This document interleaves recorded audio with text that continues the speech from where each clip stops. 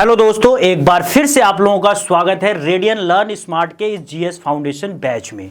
और आज के वीडियो में ज्योग्राफी के एक बहुत ही इंपॉर्टेंट सेगमेंट जिसका नाम है क्लाइमेट ऑफ इंडिया, यानी कि भारत की जलवायु, उसकी बात की जाएगी। देखिए, पूरी दुनिया में जलवायु के बहुत सारे जोन्स होते हैं, जिनमें से एक बड़ा ही स्पेशल जोन होता है जिसे मानसूनल जोन बोलते हैं, वो इंडिया में पाया जाता है। तो आज की पूरी वीडियो में हम लोग इंडिया के मानसून को एक्सप्लोर करेंगे, साथ ही इंडिया में कितने टाइप के सीजन्स होते हैं, उन सीजन्स के क्या फीचर्स होते हैं और उन पर आपके कॉम्पिटिटिव एग्जाम्स में क्या क्वेश्चन बनेंगे, उन सभी चीज़ों को डिस्कस करेंगे। तो चलिए देर ना करते हुए आज की क्लास को शुरू करते हैं। और सबसे पहले दोस्तों यहाँ पे समझने की कोशिश करते हैं what is the actual difference between weather and climate. तो देखिए, वेदर का मतलब क्या होता है। वेदर एक्चुअल में, वेदर को हिंदी में बोलते हैं मौसम। जो वेदर होता है ये state of the atmosphere at a specific place and time. ठीक है, तो किसी भी पर्टिकुलर प्लेस में आप चले जाओ, रीजन में चले जाओ, और वहां पर एनी पॉइंट ऑफ टाइम की अगर मैं बात करूं, किसी भी पर्टिकुलर पॉइंट ऑफ टाइम पर, और वहां पे उस टाइम एटमॉस्फेयर का जो कंडीशन होगा, जो उसका स्टेट होगा, उसी को हम वेदर बोलेंगे। यानी कि बेसिकली यहाँ पे हम टेम्परेचर वगैरह की बात कर रहे हैं कि उस समय एटमॉस्फेयर में टेम्परेचर क्या है, या फिर उससे रिलेटेड और भी चीज़ें, हवाएं कैसी चल रही हैं, उन सबका एक मिला जुला जो स्टेट बनता है, एक पैटर्न बनता है, वही मौसम कहलाता है। तो मौसम कुल मिला जुला कर एक शॉर्ट टर्म फिनोमेना होता है, ये भी याद रखिएगा। कई बार पेपरों में पूछा जाता है कि ये लॉन्ग टर्म फिनोमेना है या फिर शॉर्ट टर्म। अब यहां पे क्लाइमेट को समझते हैं। क्लाइमेट क्या होता है? तो देखिए, क्लाइमेट एक्चुअल में the aggregate of all weather condition at a place over a long period. यानी कि किसी भी पर्टिकुलर प्लेस पर जब काफी सालों तक उसके वेदर कंडीशंस का एक पैटर्न हम बनाते हैं, तो उसी पैटर्न को क्लाइमेट बोला जाता है, यानी कि जलवायु बोलते हैं। तो क्लाइमेट का मतलब क्या हुआ दोस्तों? जलवायु। और ये जो लॉन्ग टर्म पैटर्न बनता है, यानी कितने साल के समय को एक तरीके से वेदर पैटर्न को हम क्लाइमेट में ऐड करते हैं, तो वो हमेशा याद रखिएगा, एनसीईआरटी के अनुसार इसको 30 साल माना जाता है। तो कुल मिला जुला कर आप बिल्कुल आसान सी भाषा में समझिए कि जब 30 सालों तक किसी विशेष क्षेत्र के मौसम की प्रवृत्ति को एक डायग्राम के थ्रू या फिर एक पैटर्न के थ्रू हम दिखाने की कोशिश करते हैं, तो वही हमारा क्लाइमेट निकल कर आता है। अब मैंने क्लास के शुरू में ही बताया था कि इस धरती पे बहुत सारे क्लाइमेटिक जोन्स हैं, यानी कि अलग अलग क्लाइमेट वाले, जलवायु वाले क्षेत्र हैं। उनमें से इंडिया का जो क्लाइमेटिक जोन है उसको बोला जाता है मानसूनल क्लाइमेट। तो यहाँ पे समझ जाइए कि इंडिया का जो क्लाइमेट होता है वो मानसूनल होता है। मानसूनल क्लाइमेट का मतलब क्या होता है? इसमें ऐसी हवाएं बहती हैं दोस्तों जो मौसम के अनुसार अपनी दिशा को क्या करे? चेंज कर दे। तो मानसूनी हवाओं या मानसूनी जलवायु का मतलब हो गया ऐसा जलवायु क्षेत्र या ऐसा हवा वाला क्षेत्र जिसमें हवा मौसम के अनुसार अपनी दिशा को क्या करे? बदल दे। जैसे इसका बेस्ट एग्जांपल अगर हम इंडिया को देखें, तो इंडिया में जब क्लाइमेट आता है, यानी कि मानसून आता है, तो उसके आने की दिशा ये होती है, और इसको साउथ वेस्ट मानसून बोलते हैं। क्या बोलते हैं? South west monsoon. और जब इंडिया से मानसून रिट्रीट करने लगता है तो इसका डायरेक्शन चेंज हो जाता है, और इसको तब क्या बोला जाने लगता है? तब इसको बोलते हैं north west monsoon, sorry north east monsoon.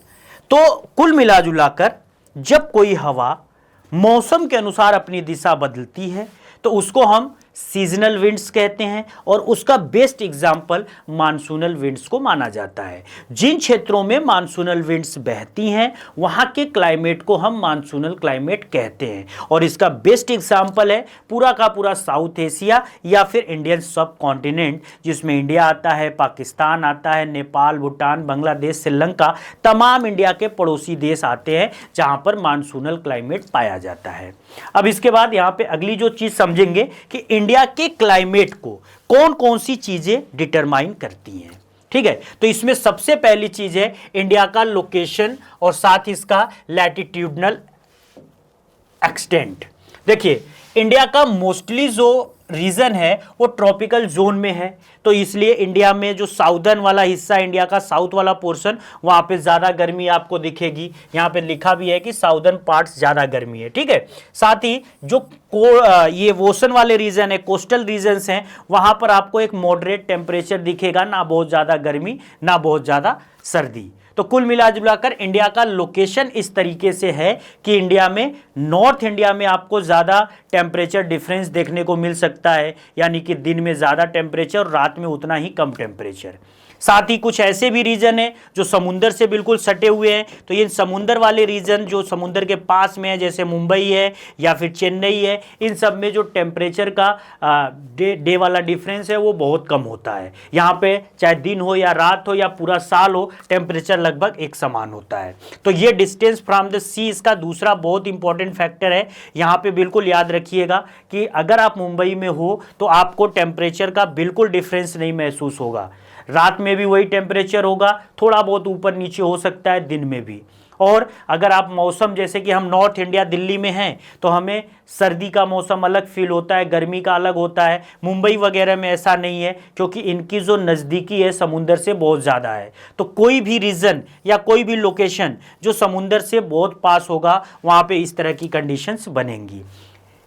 Altitudes and mountains, India के क्लाइमेट को डिटरमाइन करने वाला अगला जो फैक्टर है वो ऊंचाई और पर्वतें हैं। आपको पता होगा कि एटमॉस्फेयर में जैसे जैसे हम ऊपर जाते हैं, टेम्परेचर 165 मीटर पे, ये याद रखिएगा, 165 मीटर अगर आप ऊपर जाओगे तो टेम्परेचर 1 डिग्री सेंटीग्रेड क्या होगा, गिर जाएगा। तो कहीं ना कहीं यहाँ पे हाइट के इंक्रीज होने के साथ टेम्परेचर डिक्रीज होता है। तो आप पहाड़ों की तरफ जाओगे, ऊंचाई वाले स्थानों पे जाओगे तो वहाँ टेम्परेचर आपको कम मिलेगा। जैसे शिमला है, मनाली है, मसूरी है, इन सब एरियाज में आपको टेम्परेचर क्या मिलेगा, बिल्कुल डाउन मिलेगा। और साथ ही हिमालयाज भी जो माउंटेन्स है वो कहीं ना कहीं मानसूनल विंड्स को यहाँ पे रोक रही हैं, और जो मानसूनल विंड्स हैं रोक कर यहाँ पे बारिश करा रही हैं। और इधर से साइबेरियन रीजन से चाइना के थ्रू जो ठंडी साइबेरियन विंड्स आ रही हैं उनको भी उसी पार रोक दे रही हैं। तो कहीं ना कहीं इंडिया के क्लाइमेट को काफ़ी हद तक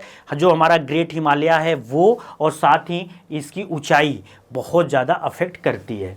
अगला है ओशन करेंट। तो देखिए ओशन करेंट भी कहीं ना कहीं इंडिया के क्लाइमेट को जो है कि अफेक्ट करता है। मानसूनल विंड्स, मैंने अभी इसकी बात की ही थी कि इंडिया में जब मानसून आता है तो वो क्या होता है, साउथ वेस्ट मानसून, जो कि बहुत सारा मॉइस्चर वगैरह लाता है और खूब सारी बारिश करता है जुलाई अगस्त सितंबर के महीनों में। साथ ही जब सितंबर स्टार्ट होता है तो इंडिया से मानसूनी विंड्स वापस जाने लगते हैं, जिनको हम नॉर्थ ईस्ट मानसूनल विंड्स कहते हैं। और वो ज़्यादातर सर्दियों की शुरुआत में जो तमिलनाडु का कोरोमंडल कोस्ट होता है यहाँ पर बारिश करती हैं।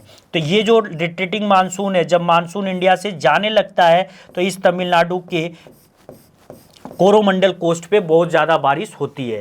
साथ ही यहाँ पे एक और बड़ा इंपॉर्टेंट है अपर एयर सर्कुलेशन, जो जेट स्ट्रीम्स वगैरह बहती हैं वो भी इंडिया के क्लाइमेट को कहीं ना कहीं अफेक्ट करती हैं।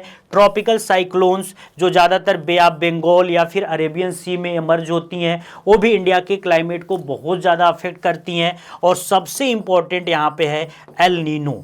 एल नीनो दोस्तों एक ग्लोबल ज्योग्राफिकल फेनोमेना है जो कि हमारे इंडिया के क्लाइमेट को अफेक्ट करता है। इस साल यानी कि वर्ष 2026 में इंडिया के क्लाइमेट पर या इंडिया के मानसूनल सीजन पे अल नीनो का इफेक्ट है, जिसकी वजह से हमारी जो आईएमडी है, इंडियन मेट्रोलॉजिकल डिपार्टमेंट, उसने ये एक्सपेक्ट कर लिया है कि भारत में इस बार बारिश काफ़ी कम होगी, यानी कहीं ना कहीं ये साल भारत में सूखे का साल होने वाला है। तो अल नीनो कैसे इंडिया के क्लाइमेट को अफेक्ट करता है, अब उसको समझते हैं अगले स्लाइड में। तो यहाँ पे देखिए दोस्तों, सबसे पहले अल नीनो होता क्या है। तो अल नीनो एक गर्म जलधारा होती है जो पेरू के कोस्ट लाइन पर, यानी कि पेरू के समुद्र तट पर यूजुअली दिसंबर में इमर्ज होती है। यहां पर आपको ये दिख रहा होगा, ये जो साउथ अमेरिका कॉन्टिनेंट है, यहीं पर एक देश है जिसका नाम है पेरू। तो पेरू के कोस्टल लाइन पर जो जब गर्म जलधारा आती है तो वो अल नीनो कहलाती है, ठीक है। लेकिन नॉर्मल कंडीशन में पहले क्या होता है, अल नीनो की कंडीशन हम बाद में देखेंगे, पहले नॉर्मल कंडीशंस देखते हैं। देखिए नॉर्मल कंडीशन में ये जो ऑस्ट्रेलिया या फिर इधर का ये जो साउथ ईस्ट एशिया है या फिर ये चाइना वगैरह के जो थोड़े बहुत रीजन्स हैं, यानी कि आपका ये जो पैसिफिक वाला रीजन है यहाँ पे गर्म पानी है और गर्म पानी की वजह से यहाँ पे जो टेम्परेचर है वो बढ़ गया, जिससे प्रेशर यहाँ पे लो बन गया। और दूसरी तरफ ये जो पेरू वाला कंडीशन है, पेरू वाला जो कोस्ट है, यहाँ पे ठंडा पानी है जिसकी वजह से यहाँ पे टेम्परेचर लो है। और यहाँ पे जब टेम्परेचर लो है तो बिल्कुल याद रखिएगा यहाँ पे जो प्रेशर बना हुआ है वो हाई प्रेशर बना हुआ है। तो जो हवाएं होती हैं वो हमेशा हाई प्रेशर से लो प्रेशर की ओर आती हैं। तो यहाँ पे जो हवा के बहने का डायरेक्शन होगा वो याद रखिएगा ये होगा। तो यानी कि इस पैसिफिक ओशन से मॉइस्चर कलेक्ट करते हुए ये पूरी की पूरी हवाएं ऑस्ट्रेलिया और इस साउथ ईस्ट एशिया के थ्रू इंडिया तक पहुंचती हैं। और चूंकि इतना जब लंबा ये डिस्टेंस समुद्र के ऊपर से तय करती हैं तो अपने साथ ढेर सारा मॉइस्चर भी कलेक्ट कर लेती हैं और ये पूरा का पूरा मॉइस्चर इस पूरे रीजन में बारिश करता है, जिससे इस रीजन में उस साल बारिश की मात्रा बढ़ जाती है। और इस पूरी घटना को कहीं ना कहीं ला नीना बोला जाता है, जो कि नॉर्मल कंडीशंस हैं। अब अल नीनो की कंडीशन में क्या होता है, अल नीनो की कंडीशन में ये चीज उल्टा हो जाता है, यानी कि जो पेरू का ये कोस्ट था जहां पे ठंडा पानी होता था अब वहां पे गर्म पानी हो गया। और जब गर्म पानी यहां पे हुआ तो यहां पे टेम्परेचर बढ़ गया और यहां लो प्रेशर हो गया। रिलेटिवली जो ऑस्ट्रेलिया वगैरह का कोस्ट है यहां पे टेम्परेचर अब कम रहा और टेम्परेचर जब यहां पे कम रहा तो यहां पे हाई प्रेशर हो गया। और आपको पता है हवा हमेशा किधर से किधर जाएगी, तो हाई से लो की तरफ। तो अब हवाएं इधर की तरफ बहने लगी और जब हवा इधर की तरफ बह रही है तो फिर वही अपने साथ मॉइस्चर लेकर जाएंगी और वो मॉइस्चर जब यहाँ पे साउथ अमेरिका के कोस्ट से टकराएगी तो बहुत ज़्यादा बारिश यहाँ पे करेगी पेरू वगैरह में। तो ये जो पूरा का पूरा पेरू कोस्ट है वो अब बारिश के कंडीशन में हो जाएगा। और दूसरी तरफ ये जो ऑस्ट्रेलिया, इंडोनेशिया या फिर ये हमारा देश यहाँ इंडिया तक, ये सब के सब ड्राई कंडीशंस में आ जाएंगे, यानी कि यहाँ पे बारिश कम हो जाएगी। तो कुल मिलाजुलाकर आपको ये समझना है, बिल्कुल ध्यान से समझना, नॉर्मल कंडीशंस में इंडिया के मानसून पर अच्छा खासा प्रभाव इस रीजन का होता है और उस साल हमारे यहाँ बारिश की मात्रा बढ़ जाती है। लेकिन जब अल नीनो की कंडीशन बनती है तो अल नीनो के कंडीशन में बिल्कुल जो बारिश की अमाउंट है वो हमारे यहाँ कम हो जाती है। अब वो क्यों होती है ये पूरा का पूरा एक्सप्लेनेशन आपने यहाँ पे समझा। अल नीनो क्या करता है, ये इंडियन मानसून को कमजोर करता है जिसकी वजह से इंडिया में लेस रेनफॉल होता है और फिर ड्राउट कंडीशंस यहाँ पे इमर्ज होती हैं। ये भी बिल्कुल याद रखिएगा। अल नीनो वर्ड एक स्पेनिश वर्ड है जिसका लिटरल मीनिंग जो होता है उस स्पेनिश की भाषा में उसका मतलब होता है एक छोटा बच्चा या फिर छोटा लड़का। तो small boy is a literal meaning for the El Nino word. और वहीं पे ला नीना को देखें तो ये भी एक स्पेनिश वर्ड है और इसमें स्पेनिश में इसका जो लिटरल मीनिंग होता है ला नीना का, जो कि नॉर्मल कंडीशंस होता है, उसमें उसका अर्थ होता है छोटी बच्ची। तो कुल मिलाजुला कर इंडिया के क्लाइमेट पर अल नीनो और ला नीना दोनों इम्पैक्ट डालते हैं। जब ला नीना की कंडीशन बनती है यानी नॉर्मल कंडीशंस, हमारे यहाँ ज़्यादा बारिश होती है और जब अल नीनो की कंडीशन बनती है तो बारिश कम होती है। अब इसके बाद दोस्तों यहाँ पे समझते हैं जो हमारा इंडियन मेट्रोलॉजिकल डिपार्टमेंट है यानी कि IMD, ये इंडिया को टोटल 4 सीजन में बांटता है। पहला सीजन होता है कोल्ड वेदर सीजन जिसको हम विंटर बोलते हैं। जनरली जो दिसंबर, जनवरी, फरवरी का महीना होता है उसको हम मानते हैं कि ये हमारा जो है कि कोल्ड वेदर वाला कंडीशन है। कौन कौन से महीने हम इसमें कंसीडर कर सकते हैं, तो दिसंबर, जनवरी और फरवरी, ये सर्दी वाला महीना हो गया। फिर hot weather season, hot weather यानी कि समर सीजन, इसमें आपका आ जाता है मार्च, अप्रैल और मई। फिर आपका आ जाता है साउथ वेस्ट मानसून सीजन जिसको रेनी सीजन बोलते हैं। इंडिया में सबसे ज़्यादा बारिश इसी सीजन में होता है। इसमें कौन कौन महीने आ जाते हैं, जून, जुलाई और अगस्त। और फिर आपका आता है रिट्रेटिंग मानसून, यानी कि जब मानसून इंडिया से वापस करने लगते हैं, वापस जाने लगते हैं, तो इसको लौटता हुआ मानसून या फिर शरद ऋतु कहा जाता है। इसमें आ जाएगा आपका सितंबर, अक्टूबर और नवंबर, इन तीनों महीने में इंडिया से हवाएं वापस जाती हैं। अब एक एक करके इन सबको डिस्कस करते हैं। सबसे पहले विंटर सीजन को देखते हैं। इंडिया में विंटर सीजन क्यों होता है? तो जब सन किस डायरेक्ट किरणें कहां पे पड़ रही है, ट्रॉपिक ऑफ कैप्रिकॉर्न पर, तब हमारे यहां क्या हो जाता है, सर्दी हो जाता है। रीजन क्या है उसका रीजन समझिएगा। देखिए ये अर्थ है, ये इक्वेटर लाइन है 0 डिग्री, इसके ऊपर ये है कर्क रेखा और यहां पे इसके नीचे ये है मकर रेखा। अब इस कर्क रेखा जो है ये हमारे देश के बीचों बीच से जा रही है और ये ऑस्ट्रेलिया के बीचों बीच से मकर रेखा जा रही है। तो कहा जा रहा है कि अगर सन, ये जो सूर्य है, अगर ये मकर रेखा पर आ गया तो यानी कि ऑस्ट्रेलिया में बहुत ज़्यादा टेम्परेचर हो जाएगा, यहाँ पे क्या होगा, गर्मी का मौसम होगा। और यहाँ से इंडिया पे जो सूर्य की किरणें आएंगी वो थोड़ी सी तिरछी आएंगी, झुकी हुई आएंगी, जिससे यहाँ पे टेम्परेचर डाउन हो जाएगा। और ये कंडीशन जब सूर्य मकर रेखा पे आता है तो ये कंडीशन आपका वही दिसंबर जनवरी वगैरह का महीना होता है। तो इस कंडीशन में हमारे यहाँ सर्दी और ऑस्ट्रेलिया में गर्मी का मौसम होता है। कई बार दोस्तों एसएससी एक बार पेपर में क्वेश्चन पूछती है कि कौन सा ऐसा कॉन्टिनेंट है जो सर्दी के मौसम में नहीं, गर्मी के मौसम में क्रिसमस मनाता है। देखिए हमारे यहाँ दिसंबर में सर्दी है, यूरोप में सर्दी है, नॉर्थ अमेरिका में सर्दी है, पूरे एशिया में सर्दी है। हम लोग क्रिसमस तो सर्दी में मनाएंगे, लेकिन ऑस्ट्रेलिया में उस समय क्या है, ठीक दिसंबर के महीने में गर्मी है, इसलिए ऑस्ट्रेलिया कॉन्टिनेंट क्रिसमस का महीना गर्मियों में मनाता है। तो ये कई बार का आया हुआ क्वेश्चन है। अब cold and dry winds blow from north to south towards low pressure areas. इस मौसम में क्या होता है कि ठंडी और शुष्क हवाएं उत्तर से दक्षिण की ओर निम्न दाब वाले क्षेत्रों की ओर बहती हैं। तो हमेशा मैंने आपको यही बताया है कि हवा जब भी फ्लो करती है या ब्लो करती है वो हाई प्रेशर से लो प्रेशर की ओर, तो यहां लो प्रेशर वाले क्षेत्र में हवा बह रही है।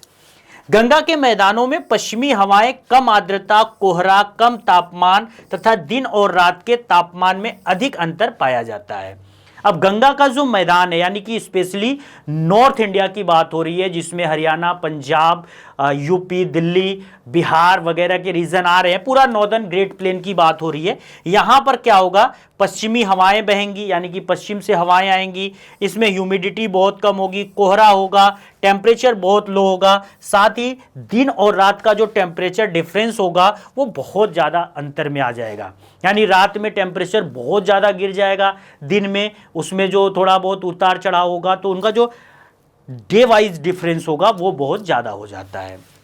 अब यहाँ पे शीतलहर को हमें समझना है। शीतलहर एक बहुत ही इंपॉर्टेंट वर्ड है। ज़्यादातर आप न्यूज़पेपर वगैरह में पढ़ते होंगे कि शीतलहर की वजह से छोटे बच्चों का स्कूल बंद कर दिया गया या सरकारी कार्यालय वगैरह बंद कर दिए गए। तो शीतलहर का जो टेक्निकल मतलब होता है, जब किसी भी रीजन में 6 डिग्री सेंटीग्रेड से टेम्परेचर नीचे गिर जाता है और उसके साथ जब हवाएं चलती हैं तो उसी को हम कोल्ड वेव या फिर शीतलहर बोलते हैं। अब इस विंटर सीजन में एक स्पेशल टाइप का रेन होता है, एक स्पेशल टाइप की बारिश होती है जिसको वेस्टर्न डिस्टर्बेंस कहते हैं। ये वेस्टर्न डिस्टर्बेंस पे दोस्तों बहुत बार पेपर में क्वेश्चन पूछा गया है।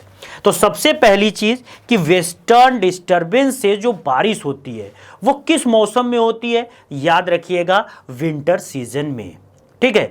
और इस वेस्टर्न डिस्टर्बेंस की उत्पत्ति कहां से हुई, तो ये जो मेडिटेरियन सी है ना, भूमध्य सागर एक्चुअल में अफ्रीका और यूरोप कॉन्टिनेंट के बीच बॉर्डर लाइन क्रिएट करता है और वहां पर लोकेटेड है। अब इसके ऊपर क्या होता है, ITCZ यानी कि इंटर ट्रॉपिकल कन्वर्जेंस जोन होता है। अब ITCZ क्या होता है, थोड़ा सा ऊपर की तरफ यानी कि नॉर्थ की तरफ शिफ्ट हो जाता है। अब जैसे ये नॉर्थ की तरफ शिफ्ट होता है तो अब यहाँ पे इस मेडिटेरियन सी पे टेम्परेचर डाउन हो जाता है और टेम्परेचर डाउन होने से यहाँ पर हवाएं इमर्ज होने लगती हैं और ऑलरेडी इस पूरे रीजन में जो हवा बह रही होती है वो पछुआ पवने या फिर वेस्टर्लाइज विंड बह रही होती हैं। तो ये जो नई हवाएं उत्पन्न हुई, इन पछुआ पवनों के साथ क्या कर रही हैं, ये पश्चिम से पूरब की ओर आ रही हैं, ठीक है। तो इस तरीके से ये हवाएं आगे बढ़ने लगी पछुआ पवनों के साथ। अब इनके रास्ते में कैस्पियन सी भी मिलता है, तो कैस्पियन सी से भी ये मॉइस्चर कलेक्ट कर लेती हैं।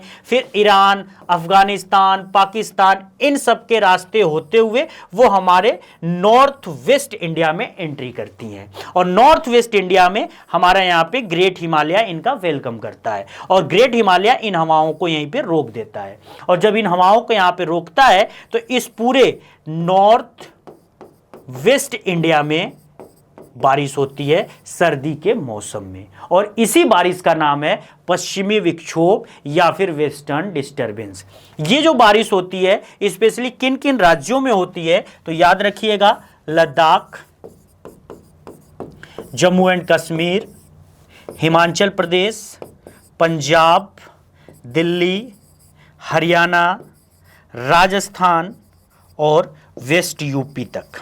तो कहीं ना कहीं उत्तराखंड भी हम इसमें लेंगे, उत्तराखंड में भी बारिश हो रही है। तो ये जितने भी पहाड़ी राज्य और नॉर्थ वेस्ट इंडिया में लोकेटेड रीजन्स वाले स्टेट और यूनियन टेरिटरीज हैं, वहाँ पे वेस्टर्न डिस्टर्बेंस से बारिश हो रही है। इस बारिश का एक लोकल नाम है जिसको मावठ बोलते हैं, और ये जो मावठ लोकल नाम है ये राजस्थान में इनको कहा जाता है। वेस्टर्न डिस्टर्बेंस से होने वाली बारिश भारत में रबी की फसलों के लिए बड़ी ही लाभदायक होती हैं अगर ये समय से हो गई तो। रबी की फसलें यानी कि सर्दी के मौसम में उगाई जाने वाली फसलें, स्पेशली गेहूं वगैरह, तो गेहूं की फसल के लिए तो अमृत के समान है ये वेस्टर्न डिस्टर्बेंस की बारिश। लेकिन कभी कभी क्या है, क्लाइमेट चेंज की वजह से वेस्टर्न डिस्टर्बेंस का टाइम भी डिस्टर्ब होता जा रहा है, और ये कुछ समय पहले ना आकर कुछ समय बाद आ रही हैं। यानी कि गेहूं जब कट कर खेतों में पड़ा हुआ है उस टाइम बारिश होगी, जिससे किसानों को यहाँ पे नुकसान भी हो जाता है। तो अगर वेस्टर्न डिस्टर्बेंस अपने रेगुलर और बिल्कुल फिक्स टाइम पर आए तो कोई समस्या नहीं है, ये इंडिया के रबी क्रॉप्स के लिए बहुत फेवरेबल हैं। लेकिन जब इनका पैटर्न, इनका टाइम चेंज होता है तो ये किसानों के लिए डिजास्टर भी हो सकती हैं, जैसा कि हाल फिलहाल के सालों में हमें देखने को मिल रहा है। अब इसके बाद दोस्तों अगले सीजन की तरफ चलते हैं। अगला सीजन हमारा हॉट वेदर सीजन है, जिसको हम समर सीजन या फिर ग्रीष्म ऋतु कहते हैं। मार्च से मई तक भारत के तापमान में तेजी से बढ़ोतरी होती है, और जिससे यहाँ पे लो प्रेशर बन जाता है। ठीक है, अब इसका रीजन क्या है, तो इसका रीजन यही है, आपको यहां पे दिखा देता हूं वापस से एक इमेज पे, फिर वापस आएंगे। अब ये जो मकर रेखा पे दिसंबर के आसपास सूर्य सीधा चमक रहा था, अब ये कर्क रेखा की तरफ बढ़ेगा, और मार्च अप्रैल आते आते या कह लो मई जून आते आते वो कर्क रेखा पर आ जाएगा। तो अब हमारे यहाँ टेम्परेचर बढ़ जाएगा, जिससे हमारे यहाँ कौन सा मौसम हो जाएगा, अब हमारे यहाँ मौसम हो जाएगा गर्मी का, और ऑस्ट्रेलिया में क्या मौसम हो जाएगा, ठीक उल्टा, यानी कि सर्दी का। तो गर्मी के मौसम में इंडिया का टेम्परेचर बहुत तेजी से बढ़ता है, जिससे यहाँ पे लो प्रेशर क्रिएट होता है। इस मौसम में उत्तर और मध्य भारत में, स्पेशली जो नॉर्दर्न इंडिया और सेंट्रल इंडिया है, यहाँ पे बहुत ही स्ट्रॉन्ग डस्ट लेडन यानी कि धूल भरी हवाएं, मजबूत हवाएं चलती हैं, जिनको लोकली लू के नाम से जाना जाता है। तो यहाँ पे ये चीज़ बिल्कुल याद रखिएगा, हीट वेव्स चलती हैं, और इन हीट वेव्स को इस रीजन में लू कहते हैं, और ये बेसिकली नॉर्दर्न और सेंट्रल इंडिया में ही बहती हैं। इस लू का जो ओरिजिन होता है, जो इंडिया का थार डेजर्ट है उस रीजन से होता है, तो वहाँ से हवाएं निकलकर नॉर्थ इंडिया की तरफ आती हैं, स्पेशली दिल्ली, हरियाणा, यूपी, बिहार की तरफ, और यहाँ पे खतरनाक ये हवाएं चलती हैं। इसके अलावा गर्मी में और क्या होता है, तो pre monsoon thunder storms occur mainly in April and May. अप्रैल और मई के महीनों में आप देखोगे कि तेज गरज और चमक के साथ प्री मानसूनल यानी मानसून पूर्व बारिश भी होती है। ये जो बारिश होती है दोस्तों, बड़े ही थोड़े समय के लिए 10-5 मिनट के लिए होती है। गर्मियों में आपने एक चीज़ रियलाइज़ किया होगा कि अचानक से मौसम बनता है, तेज आंधी आती है, बादल चमकने गरजने लगते हैं, और फिर बारिश बहुत तेज आती है, और ये बारिश बहुत लंबे समय तक नहीं चलेगी, 10-5 मिनट की बारिश, और उसके बाद फिर से पूरा का पूरा मौसम साफ। तो इस तरह की जो बारिश होती है ये आपको गर्मी के मौसम में ही दिखेगी। ठीक है, और इस प्री मानसूनल रेंज को अलग अलग एरियाज में अलग अलग नामों से जानते हैं, जैसे कि केरला में इसको कहा जाता है मैंगो सावर। मैंगो सावर कहने का कारण यह है कि ये केरला में आम की फसल के लिए बड़ा ही लाभदायक होता है। जैसे कर्नाटका में इसको बोला जाता है चेरी ब्लॉसम या फिर कॉफी सावर भी इसको बोलते हैं, क्योंकि कर्नाटका में कॉफी की खेती के लिए बहुत इंपॉर्टेंट होता है। तो कॉफी सावर या फिर चेरी की फसलों के लिए भी लाभदायक है, तो चेरी ब्लॉसम बोलते हैं। साथ ही एक चीज और समझिएगा कि while strong pre monsoon thunder storms, अब कभी कभी क्या है कि धूल भरी बहुत तेज आंधियां या तूफान आ जाता है, और इन तूफान को स्पेशली नॉर्वेस्टर कहते हैं, और ये ईस्ट इंडिया में आता है, यानी कि ईस्टर्न इंडिया में, बेसिकली उड़ीसा, झारखंड, वेस्ट बंगाल वगैरह में। और इनको काल बैसाखी वेस्ट बंगाल में और बारदोली चिल्ला आसाम में बोलते हैं। तो गर्मी के महीने में एक तो प्री मानसूनल रेन होगा जो कि थंडर स्टॉर्म के साथ होगा, गरज चमक के साथ होगा, और ये मैंगो सावर या फिर कॉफी सावर या चेरी ब्लॉसम वगैरह के नाम से जाने जाएंगे। और दूसरा एक और होगा, वो ईस्टर्न इंडिया में होगा। इसमें बहुत तेज चक्रवाती हवाएं बहेंगी जिनको नॉर्वेस्टर कहते हैं। इनको काल बैसाखी वेस्ट बंगाल में कहेंगे या फिर किसी और रीजन में अलग नाम से जानेंगे। ये लू से थोड़ा अलग होती हैं क्योंकि ये साइक्लोनिक विंड होती हैं। कैसे बनती हैं आप ये देखो, इस रीजन से, इंडिया के नॉर्थ वेस्ट रीजन से कूल और ड्राई हवाएं आ रही हैं, और बे ऑफ बंगाल से गर्म और मॉइस्ट एयर आ रही हैं। और जैसे ही ये दोनों हवाएं आपस में यहाँ पे ईस्टर्न इंडिया में झारखंड, वेस्ट बंगाल, उड़ीसा में टकराने से यहाँ पे एक साइक्लोनिक माहौल बना, और इसी साइक्लोनिक माहौल को क्या हमने नाम दे दिया, नॉर्वेस्टर। तो nor'wester is the kind of cyclonic wind which emerged through the cool and dry air and warm and moist air. अब ये जो कूल एंड ड्राई एयर है ये कहां से आ रहा है, तो डेजर्ट वाले रीजन या नॉर्थ वेस्ट रीजन से आ रहा है, और ये वाला बे ऑफ बंगाल वाले रीजन से आ रहा है, और इनसे फिर यहाँ पे ये नॉर्वेस्टर बना। इस नॉर्वेस्टर का वेस्ट बंगाल में क्या नाम है लोकली, काल बैसाखी, ये भी याद रखिएगा। इसके बाद दोस्तों आगे बढ़ते हैं और हम दक्षिणी पश्चिमी मानसून जो कि इंडिया में रेनी सीजन के नाम से जाना जाता है, इसको समझने की कोशिश करते हैं। अब इंडिया का जो रेनी सीजन है, इंडिया में आखिर साउथ वेस्ट मानसून आता क्यों है, उसकी कहानी समझाता हूं। देखिए ये इक्वेटर लाइन है, इस इक्वेटर लाइन के ऊपर ये हमारा यहाँ पे इंडिया है, और यहाँ पे ये ऑस्ट्रेलिया है। ठीक है, ये ऑस्ट्रेलिया हो गया और ये हमारा इंडिया हो गया। अब बात करते हैं मार्च, अप्रैल और मई के महीनों में। इंडिया में भीषण गर्मी पड़ती है, और गर्मी पड़ने से इंडिया का टेम्परेचर बढ़ जाता है, जिससे यहाँ पे लो प्रेशर क्रिएट होता है। वही ऑस्ट्रेलिया में ठीक इसी टाइम सर्दी का महीना होता है, तो टेम्परेचर गिरा होता है, जिससे यहाँ पे हाई प्रेशर होता है। और आपको बार बार एक चीज याद दिला रहा हूं, हवाएं हमेशा हाई प्रेशर से लो प्रेशर की ओर जाती हैं, यानी कि वो जगह ढूंढती हैं, खाली जगह। तो अब यहां से हवा निकलनी शुरू हुई और ये इक्वेटर के पास पहुंची। इक्वेटर के पास पहुंचने पर ये सीधे ऐसे निकल जाती, लेकिन एक फोर्स काम करता है जिसका नाम है कोरियोलिस फोर्स। अभी वो हम लोग आगे डिस्कस करेंगे। तो कोरियोलिस फोर्स में क्या होता है कि हवाएं नॉर्दर्न हेमिस्फीयर में अपने राइट वर्ड और सदर्न हेमिस्फीयर में अपने लेफ्ट वर्ड डाइवर्ट होती हैं। तो चूंकि ये 0 डिग्री के ऊपर इंडिया है, यानी कि नॉर्दर्न हेमिस्फीयर में है, तो यहां से अपने राइट वर्ड डाइवर्ट करेगी और इस तरीके से मुड़ेगी और यहां पर आकर टकरा जाएगी सबसे पहले केरला के कोस्ट पर। तो ऑस्ट्रेलिया से चलकर हजारों किलोमीटर का डिस्टेंस तय करके ये जो हवाएं आ रही हैं, अब बीच में ये समुंदर है इंडियन ओशन, इस इंडियन ओशन से मॉइस्चर कलेक्ट कर रही हैं और फिर इक्वेटर को पार करके दो कॉजेस की वजह से इंडिया की तरफ घूम रही हैं, एक कोरियोलिस फोर्स और दूसरा इंडिया में बना हुआ एक्सट्रीम लो प्रेशर कंडीशन। अब जैसे यहां पे ये टकराती हैं, अब हम इसको अराइवल ऑफ मानसून की घटना कहते हैं, और ये घटना बिल्कुल याद रखिएगा 1 जून को हो जाती है। तो इंडिया में मानसून का जो अराइवल होता है वो 1 जून को होता है, और पहली बार किस कोस्ट पर पहुंचती है, तो मालाबार कोस्ट पे। ये जो मालाबार कोस्ट है केरला का, सबसे पहले यहीं पे मानसून पहुंचता है। अब इसके बाद यहां से मानसून 2 ब्रांच में बढ़ जाता है, एक ब्रांच बे ऑफ बंगाल की कहलाती है और दूसरी ब्रांच अरेबियन सी की कहलाती है, और फिर धीरे धीरे ये दोनों ब्रांच क्या होते हैं, पूरे इंडिया में फैल जाते हैं और 2-3 महीनों तक ये मानसूनल सीजन के रूप में इंडिया में बारिश करते हैं। इंडिया का टोटल जो एवरेज रेनफॉल है, एवरेज रेनफॉल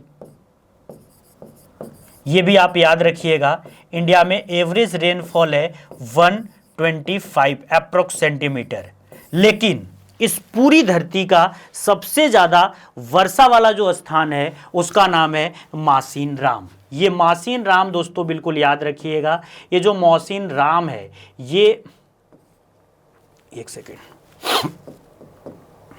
ये जो मासीन राम है ये इंडिया का सबसे ज्यादा वर्षा वाला स्थान है, जो कि कहां पर है, मेघालय में। अब यहां पे इतनी बारिश क्यों होती है? यहां पे प्लस 1100 सेंटीमीटर के आसपास बारिश होती है। इसका कारण क्या है? इसका कारण है 3 पहाड़ियां, गारो, खासी और जैंतिया। ये एक तरीके से ट्रैप बना रखी हैं, और जब इस पहाड़ी में कोई भी हवा, इस तरीके से इसमें कोई भी हवा घुसेगी तो आप देख पा रहे हैं कि वो हवा बाहर नहीं निकल रही है। इसी ये जो घेरा पूरा का पूरा बना है इसमें ट्रैप हो जा रही हैं, और इस पूरे रीजन में वो बारिश कर रही हैं। और इसमें जो पर्टिकुलर वो प्लेस है जिसका नाम मासीन राम है, वो खासी की पहाड़ी पर है। किस पहाड़ी पर है? खासी हिल्स पे, मेघालय स्टेट में। तो कई बार एसएससी का आया हुआ क्वेश्चन है कि इंडिया में सबसे ज़्यादा जो बारिश होती है या पूरी दुनिया में जो सबसे ज़्यादा बारिश होती है वो किस प्लेस पे होती है? तो वो याद रखिएगा, खासी की पहाड़ी पर स्थित मासिन राम में, जो कि मेघालय स्टेट में है। तो इंडिया में अराइवल ऑफ मानसून हो गया। अब इन मानसूनी विंड्स को साउथ वेस्ट मानसून क्यों बोल रहे हैं? देखिए, हवा का जब भी नाम हम रखते हैं, हवा जिस दिशा से आती है उसके आधार पे, जैसे अगर हवा, जैसे ये नॉर्थ है, साउथ है, ईस्ट है और वेस्ट है, और हवा अगर इस तरीके से बह रही है, ये तो हवा ईस्ट से वेस्ट की तरफ जा रही है, तो इस हवा को ईस्टर्लीज विंड या ईस्टर्न विंड बोलेंगे। अब इंडिया में जो मानसून आया, इस मानसूनल विंड का जो डायरेक्शन है वो ये है, तो साउथ वेस्ट से आया, इस वजह से इसको हम साउथ वेस्ट मानसून बोल दिए। देखो ये आया ना साउथ वेस्ट से, इसीलिए साउथ वेस्ट मानसून कहलाता है। अब इसके बाद दोस्तों आखिरी सीजन इंडिया का जो चौथा है, जिसको हम रिट्रीटिंग मानसूनल सीजन या फिर शरद ऋतु का मौसम या लौटते मानसून का मौसम कहते हैं, उसके बारे में थोड़ा सा समझते हैं। देखिए, सबसे पहले सितंबर के दूसरे सप्ताह से दक्षिण पश्चिम मानसून भारत से धीरे धीरे वापस लौटना शुरू कर देता है। यानी कि जो हवाएं जून जुलाई में इंडिया में पहुंची थी और 2-3 महीनों तक लगातार बारिश की थी, अब वो हवाएं धीरे धीरे यहां से वापसी करेंगी। और वापसी करने का मेन कारण होता है कि उत्तर भारत में निम्न वायुदाब का कमजोर पड़ना, यानी कि निम्न वायुदाब कमजोर पड़ रहा है, कहीं ना कहीं यहां पे जो है कि उच्च वायुदाब अब बनना शुरू हो रहा है, हाई एटमॉस्फेरिक प्रेशर यहां पे बन रहा है। और हाई एटमॉस्फेरिक प्रेशर बनने का कारण क्या है? कि भारत में सर्दियों की शुरुआत, क्योंकि सर्दी की शुरुआत में टेम्परेचर अब गिरेगा, और जब टेम्परेचर गिरता है तो उस रीजन में प्रेशर कैसा हो जाता है? हाई हो जाता है। तो अब भारत में हाई प्रेशर बनेगा। अब यहाँ पे जगह ऑलरेडी भरी हुई होंगी, तो यहाँ से हवाएं भागना शुरू करेंगी। इसी को हम क्या बोलते हैं? इसको हम बोलते हैं retreating of monsoon. During this period, the days remains hot and humid while the nights become cooler. This weather conditions is known as October heat.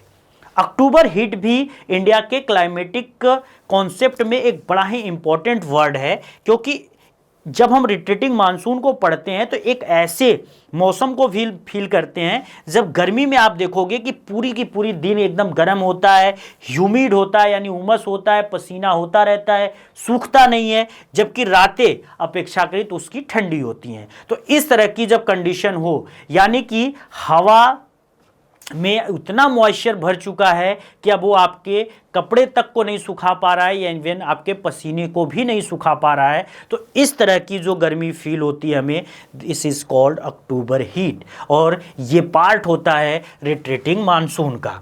और सबसे लास्ट चीज़ जो हमें यहाँ पे समझना है कि जब ये मानसून रिट्रीट करता है, यानी कि इंडिया से वापसी लेता है, तो ये भारत के पूर्वी तट पर स्थित कोरोमंडल कोस्ट पे बहुत ज़्यादा बारिश करता है। अब उसका रीज़न क्या है वो समझाता हूँ।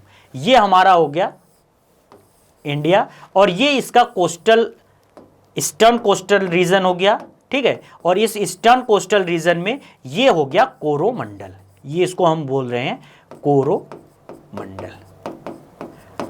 अब जब इंडिया से मानसूनल विंड रिट्रीट करेंगी, देखिए इस तरीके से मान लो ये रिट्रीट कर रही हैं, तो ये बे ऑफ बंगाल से होकर जाएंगी, और जब ये बे ऑफ बंगाल से होकर जाएंगी तो अपने साथ कहीं ना कहीं मॉइस्चर लेंगी, और इन मॉइस्चर्स को वो इन जो कोस्टल लाइन्स है इन पे बारिश करते हुए फिर आगे बढ़ जाएंगी। ठीक है, तो कई बार पेपरों में ये क्वेश्चन आता है कि लौटता हुआ मानसून सबसे ज्यादा बारिश भारत के किस समुद्र के तट पे करता है, तो वो याद रखिएगा आपका कोरोमंडल, जो कि तमिलनाडु और आंध्र प्रदेश में फैला हुआ है, थोड़ा बहुत आंध्र प्रदेश बाकी तमिलनाडु। अब यहां पे इन हवाओं को जो नाम देते हैं वो नॉर्थ ईस्ट मानसूनल विंड देते हैं। क्यों देते हैं ये नाम? मैंने अभी आपको बताया कि किसी भी हवा का नाम उसके जिस दिशा से वो आती है उस डायरेक्शन पे रखते हैं। तो ये आ रही है इस डायरेक्शन से, इस तरीके से हवा आ रही है। ठीक है, अब इसका देख लो, नॉर्थ, साउथ, ईस्ट और वेस्ट, तो किधर से आ रही है? नॉर्थ ईस्ट से। इसलिए इंडिया का जो रिट्रीटिंग मानसून होता है वो नॉर्थ ईस्टर्न मानसूनल विंड होता है।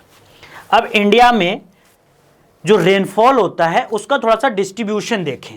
डिस्ट्रीब्यूशन में इंडिया में सबसे ज़्यादा जो रेनफॉल अबव 200 सेंटीमीटर मान सकते हैं, वो वाला जो रीजन है जहाँ पे बायोडाइवर्सिटी सबसे ज़्यादा होता है। देखिए, बायोडाइवर्सिटी के लिए दो चीज़ें चाहिए, यानी कि variety of plants and animals, इसको आप combination of flora and fauna भी बोल सकते हो। तो अगर किसी भी रीजन में आपको फ्लोरा और फौना चाहिए तो आपको दो चीज वहां पे चाहिए, एक टेम्परेचर थोड़ा सा ज्यादा हो और दूसरा हाई रेनफॉल हो। तो हाई रेनफॉल इंडिया में दो जगह पे आपको दिख रहा है। कहां कहां पे दिख रहा है वो दो जगह? एक ये पूरा का पूरा वेस्टर्न घाट और दूसरा ये पूरा का पूरा नॉर्थ ईस्टर्न इंडिया। तो अगर आप नेचर को एक्सप्लोर करना चाहते हो, वेस्टर्न घाट पे चले जाओ, चाहे कर्नाटका में जाओ, गोवा में जाओ, चाहे केरला में जाओ, या फिर आप इधर चले जाओ मेघालय, नागालैंड, मिजोरम वगैरह में। बाकी यहाँ पे कुछ रीजन है जहाँ पे 100 से 200 सेंटीमीटर की बारिश हो रही है, तो ये सब रीजन है। इंडो गैंगेटिक प्लेन्स वगैरह, हिमालयाज का रीजन है। फिर कुछ रीजन है जहाँ 60 से 100 के बीच है, तो ये वाला रीजन है। तो इस तरीके से इंडिया में बारिश होती है, और इंडिया में सबसे कम बारिश का जो डिस्ट्रीब्यूशन है वो थार डेजर्ट वाले रीजन में है, जहाँ पे ना के बराबर बारिश होती है। ठीक है, अब आज की क्लास में हमने पूरा का पूरा इंडिया का जो क्लाइमेट है वो समझा। इंडिया के क्लाइमेट के डिटरमिनिंग फैक्टर्स देखे, कौन कौन से उसको डिटरमाइन करते हैं। सीजन्स देखे, सीजन्स के अलग अलग फीचर्स, उसमें किस टाइप के बारिश वगैरह होती है, सब चीज़ों को हमने अच्छे से कवर किया। और आज की क्लास के बाद अगर आपके कॉम्पिटिटिव एग्जाम में कोई भी क्वेश्चन पूछा जाएगा, 100% गारंटी है आप वहाँ पे क्वेश्चन करके आओगे। तो चलिए फिर दोस्तों, अगली क्लास में मिलते हैं। जय हिंद।